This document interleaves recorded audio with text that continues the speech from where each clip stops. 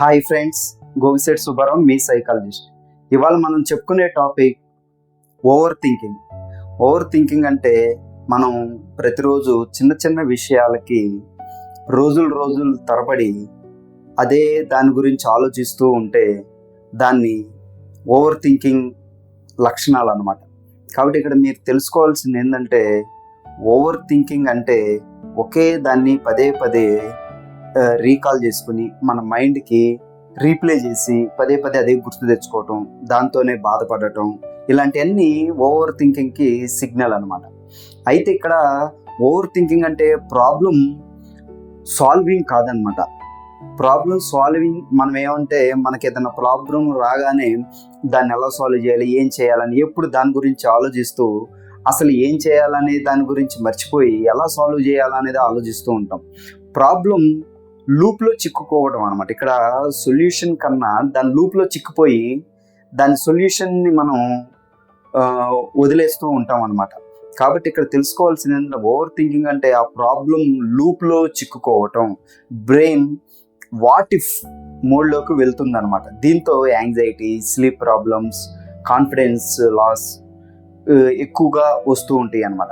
ఎందుకంటే యాంగ్జైటీ ఉన్నప్పుడు నిద్ర పట్టకపోవటం, మనం కాన్ఫిడెంట్ లెవెల్స్ తగ్గిపోవటం, ఏదైనా పని చేసినా కానీ దాని మీద కాన్సన్ట్రేషన్ ఉండకపోవటం, ఇలాంటివన్నీ కూడా మనకి ఓవర్ థింకింగ్కి వచ్చే పెద్ద ప్రాబ్లమ్స్ అన్నమాట. ఓవర్ థింకింగ్ ద్వారా వచ్చే పెద్ద ప్రాబ్లమ్స్ అంటే ఇక్కడ దాని సొల్యూషన్ కోసం ఆలోచిస్తూ ఎప్పుడు దాని గురించి ఆలోచించి లూప్లో చిక్కుకుపోవడం అనమాట. ఇక్కడ ఓవర్ థింకింగ్ బ్రెయిన్కి డేంజర్ సిగ్నల్స్ లా అనిపిస్తుంది అనమాట. ఎందుకంటే ఎప్పుడు పదే ఒకే థాట్ని రిపీటెడ్గా ఆలోచిస్తూ మనం సఫర్ అవుతూ బ్రెయిన్ని ప్రాబ్లం క్రియేట్ చేయటం, ఆ స్ట్రెస్ని ఎక్కువ, ఆ కార్టిజాల్ అనే హార్మోన్ని ఎక్కువ రిలీజ్ అయిపోయి బాడీ షివరింగ్ కానీ, టెన్షన్ కానీ, యాంగ్జైటీ కానీ ఫీల్ అవుతూ ఉంటుంది అనమాట. కాబట్టి యాక్చువల్ ప్రాబ్లం కంటే ఇమాజినేషన్ పెద్దగా మారుతుంది అనమాట. అసలు ఆ ప్రాబ్లం వలన వచ్చిన దానికన్నా మనం ఇమాజినేషన్తో ఇలా ఉంటుందేమో, అలా ఉంటుందేమో, అది అవుతుందేమో, ఇది అవుతుందేమో అన్న ఆలోచనలతోనే పెద్ద ప్రాబ్లంగా క్రియేట్ అవుతుంది అనమాట. కాబట్టి ఇక్కడ తెలుసుకోవాల్సింది ఏంటంటే, యాక్చువల్ ప్రాబ్లం కంటే ఇమాజినేషన్ ప్రాబ్లమే పెద్దగా మారుతూ ఉంటుంది అనమాట. కాబట్టి ఇక్కడ తెలుసుకోవాల్సింది ఏంటంటే, ముందు ఆలోచించడం అక్కడ ఆపి take a breath, long breath తీసుకుని ఈ 4-5 సెకండ్స్ హోల్డ్ చేసి మళ్ళీ నోటితో ఆ గాలిని వదిలినప్పుడు అలా 1 మినిట్ అలా ట్రై చేస్తూ ఉన్నప్పుడు ముందు క్లారిటీ ఆఫ్ థాట్, మనకి ఆ అబ్జర్వేషన్ మీద, ఆ క్లారిటీ మీద, ఆ థాట్ మీద మనకు ఒక అవగాహన వచ్చింది అనమాట. అప్పుడు మన బ్రెయిన్ కామ్ అయినప్పుడు అప్పుడు దాని గురించి ఎక్కువ ఆలోచిస్తే అప్పుడు దాన్ని ఎలా సాల్వ్ చేయాలి ఏంటి అనేది మనకు అర్థమైద్ది తప్ప, ఎప్పుడు ఆ లూప్ లైన్లో ప్రాబ్లం లూప్లో పడిపోతే మాత్రం యాక్చువల్గా ఏం చేయాలనే దాన్ని స్కిప్ చేసి అనవసరమైన ఇమాజినేషన్ ద్వారా ఓవర్ థింకింగ్ ఎక్కువైద్ది అనమాట.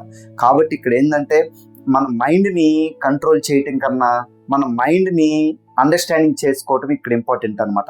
ఆ థాట్స్ రాకూడదు అనుకుని కంట్రోల్ చేసే దానికన్నా, సరే ఆ థాట్ వచ్చింది, దాని తర్వాత ఏం చేయాలి, ఎలా సాల్వ్ చేసుకోవాలి, నెక్స్ట్ స్టెప్ ఏంటి అనే దాని గురించి మనం ఆలోచించుకుంటే అప్పుడు అది తగ్గే అవకాశం ఉంటుంది. దానికి ఎలాంటి సొల్యూషన్ కనుక్కోవాలి, ఏం చేయాలి అనే దాని మీద మనం ఫోకస్ చేసి ఆ ప్రాబ్లమ్ని సాల్వ్ చేసుకునే అవకాశం ఉంటుంది అనమాట.